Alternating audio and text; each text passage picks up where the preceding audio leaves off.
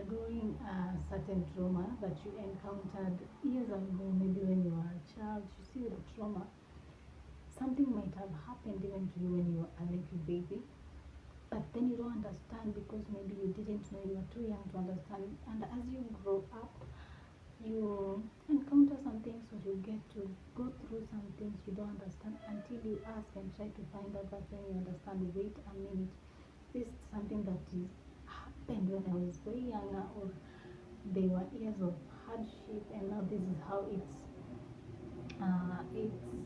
showing itself, simply because you didn't process it well, so that you let go of it. Yeah, let me share with you these ones, and this probably are some one personal experience, so I very much well understand what I'm talking about in this topic. It's very personal, but I love to share it because I know we are so many. Everybody has gone through something that either broke them or something that made them feel some type of way throughout their life since they were kids. Yeah, let's get right into it.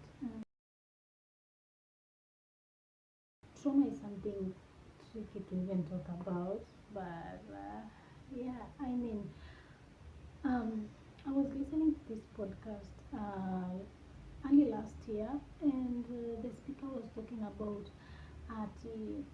sometimes trauma is very weird.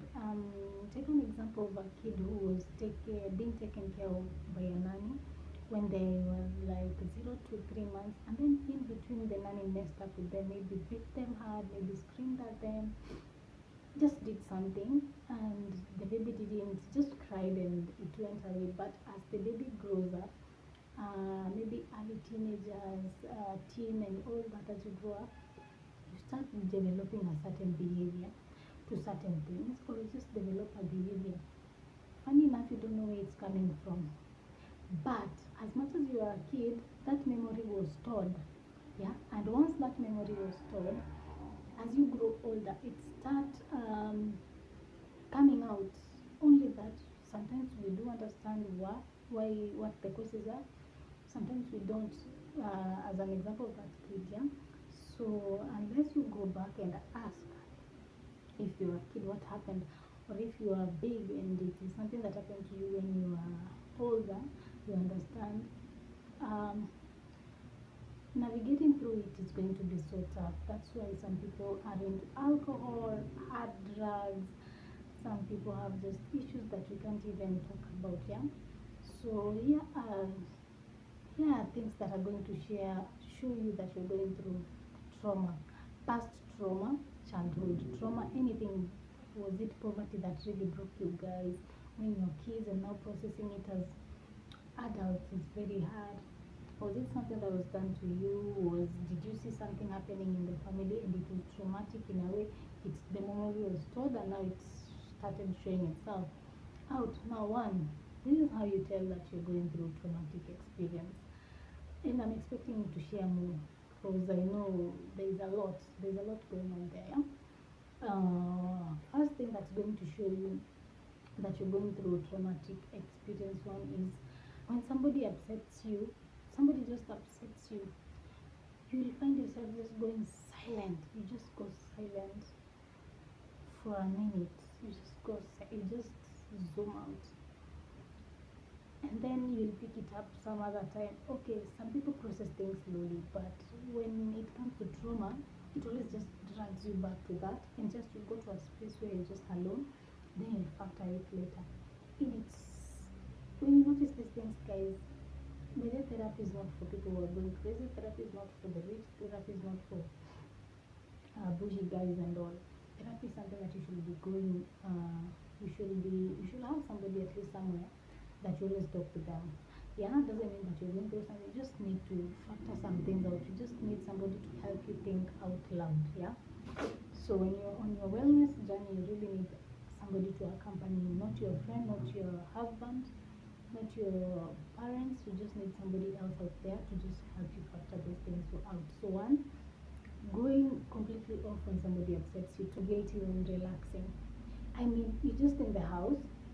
Probably you did so many things in the house or at work, and when you're just relaxing so that you continue, you're feeling guilt hurts you. Why? Because it's an experience. Something somewhere is trying to send some message to you, but you're just not getting it. You feel like you don't deserve to relax. Yeah, you just, I mean, when you're going through that, just know it's a traumatic experience. Again, to that, sometimes when you are just relaxing and somebody comes, you want to pretend you are doing something, or you just try to keep yourself busy so that they realize you're busy, or they see you're busy, you just don't idle. That's a traumatic experience because you deserve better. You deserve to relax when you've done so much. Everybody needs a time to just relax before they continue with their schedule. I mean, that's something sending a message to you, and you should really react on that for the wellness. Yeah. Another thing that's going to show you that you're going through a traumatic response is when somebody does something to you, you feel you need to reciprocate. Somebody did something good to you because they thought of you maybe and all that, but why are you thinking that you should do something to them? And at this particular point, you're always thinking of doing something better to them. No, that's not normal. You may think that maybe you're a good person. No. That's a traumatic response. It's not normal. It is not. When somebody does something to you, it means something good to you. It means they value you. So you should appreciate and think and appreciate it, and look forward to just being a good person, but not reciprocating the same. Another thing is you completely shut when somebody yells at you. You just shut. Like for me, you just shut. You shut down completely. Like you even need to be revived so that you now start thinking. And it's so crazy. It's so crazy. It can affect you in a way that you'll never realize. But unless you face it and solve it, it's going to continue that, and it's even worse when you don't solve it as you get older and older and older. So many things pile up, and you're not realizing. By the time they're realizing it's too late. So, another traumatic response to trauma is you save more, you help people more, and you're not doing the same to yourself. Call it black tax probably sometimes, but sometimes it's not just. That's a why are you doing so many good things to people and they're not say doing it back to you? And why are you valuing people more than yourself? Because the actual thing that should be happening is you should be rewarding yourself for working so hard. Yeah, just get to buy yourself something good. Yeah, take yourself out. But in this condition, you're doing it to people. You're not doing it to yourself. These are the people that will always tell you, I'm broke, and for real, they have not bought anything for themselves. They have not done it. You ask them what they did, they just tell you, I did this, I did this, I did this.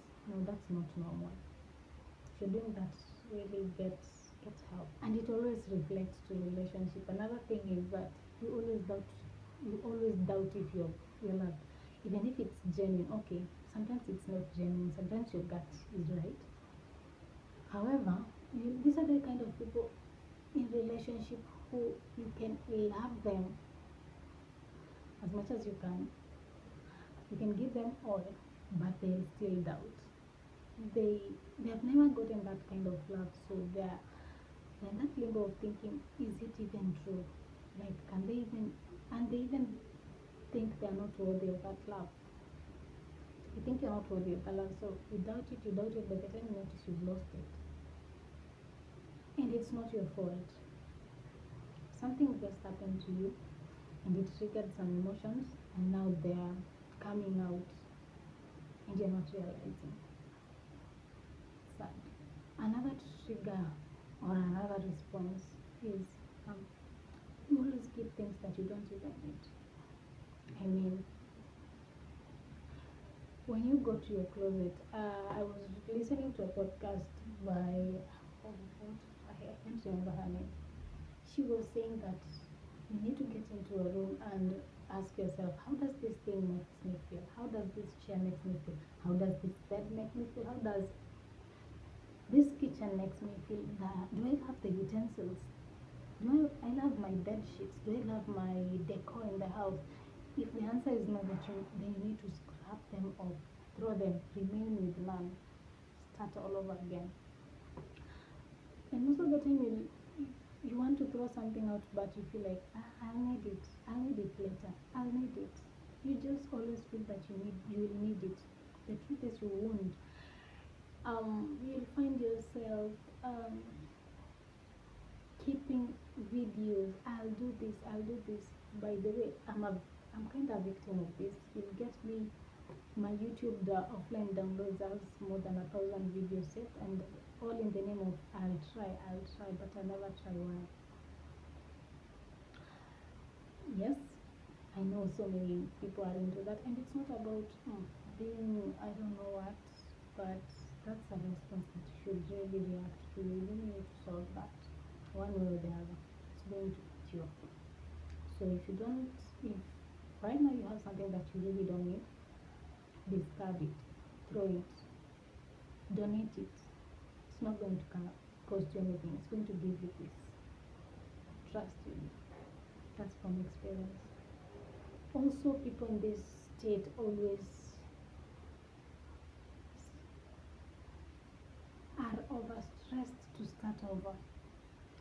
You've gone through something for quite a minute and now you're stressed to start over. You feel like it's not going to work, so you settle for less.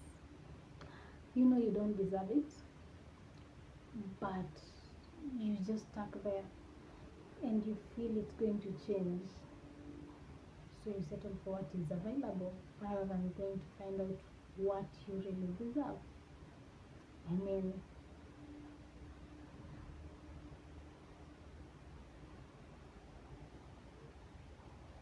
sit down and ask yourself, do I really deserve it?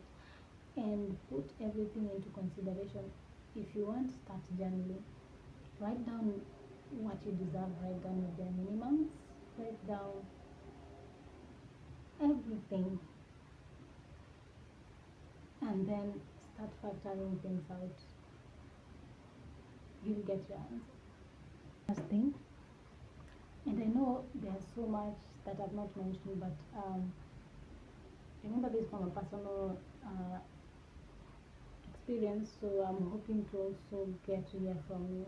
I mean, I know everybody's gone through something, either as a child or as a grown-up person. So one last thing that I would think this is that police are afraid of expressing themselves. So you'll get them in a meeting, they have a very good opinion, but they choose to keep quiet. Why? How will they even perceive it? Will they even do it? Is it even a good idea? You have very low self-esteem, and it comes along with so many things. So I'm challenging you guys. As the year has begun, just sit yourself down, call yourself on your meeting, write down all the things that you are doing last year, and write down the things that you want to change. From the list that you've made, now write down how you want to do things differently. Trust me, it's going to work.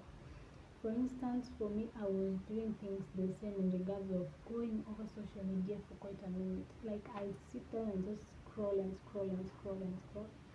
Right now, I actually deleted apps. I'm only using apps that are helping me upload a video. That's YouTube and Canva and what else? CapCut, because again I have to edit. The rest I have to download Instagram now because I want to start posting on Instagram. Apart from that, no, I deleted all the apps because they were draining, they were taking away from me. I was not doing anything. So start doing things differently. 1, 2, start loving yourself more, start understanding yourself, get to know yourself. 3, somebody told me this, I've been practicing it and it's been working. Can you sit yourself down, think of everything that has ever happened in your life, everything that you think is pulling you behind, and then get to think about it clearly. Start forgiving people, start praying and asking God to forgive you, and now start healing. When doing that, things are going to open for you in a way that you will not even imagine. You'll start noticing things happening. Yeah, doors will be open for you. You're going to see things differently, and it's really going to work. So I hope this is going to help somebody out there, somebody who's going to listen. And also hope you're going to share your insights on this, yeah? So bye, I'll see you in the next one.